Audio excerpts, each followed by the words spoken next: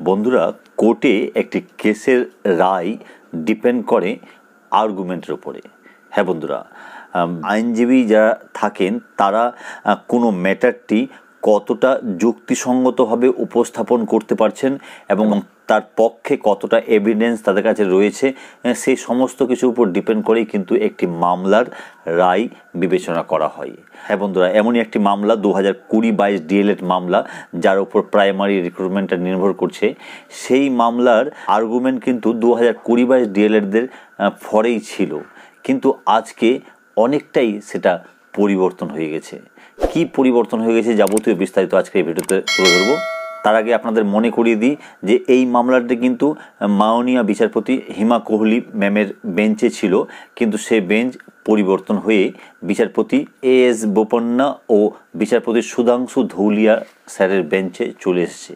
এবং এই বেঞ্চে কিন্তু আজকে একটি খুব গুরুত্বপূর্ণ হিয়ারিং হয়েছে।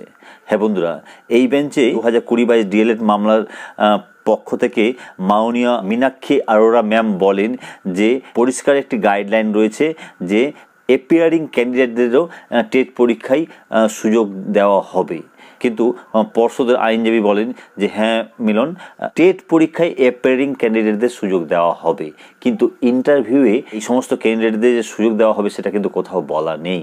এবং এই বিষয়টা নিয়ে কিন্তু যথেষ্ট শক্তপোক্তই আর্গুমেন্ট হয় এবং পরবর্তী ক্ষেত্রে আমরা দেখতে পাই যে মীনাক্ষী আরোরা ম্যাম আরও একটি সময় চেয়ে নেন। তাই অনারেবল বিচারপতি সুধাংশু ধৌলিয়া স্যার বলেছেন যে আফটার 2 উইক আবার একটি ডেট দেওয়া হবে। তাহলে বোঝাই যাচ্ছে যে এই 2020-22 যে ডিএলএড মামলাটি 2020-22-এর পরে যেভাবে এগোচ্ছিল, এখানে এসে আমার মনে হয় কিছুটা ঘুরে যেতে বসেছে। জানি না শেষ পর্যন্ত কী হবে, আপনারা অবশ্যই এই বিষয়ে কমেন্ট করবেন।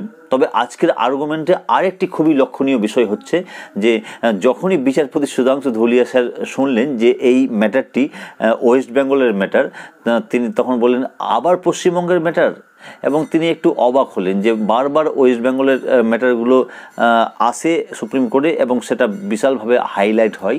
তো যাই হোক, পশ্চিমবঙ্গ এখন বলতে গেলে এক ধরনের মামলার রাজ্য হয়ে গেছে। এখানে এত বেনিয়ম করা হচ্ছে যে প্রার্থীরা বারবার করে আদালতের দ্বারস্থ হচ্ছে। তো যাই হোক, এই বিষয়ে আরও কোনো আপডেট পেলে অবশ্যই চেষ্টা করবো আপনাদের তুলে ধরবার।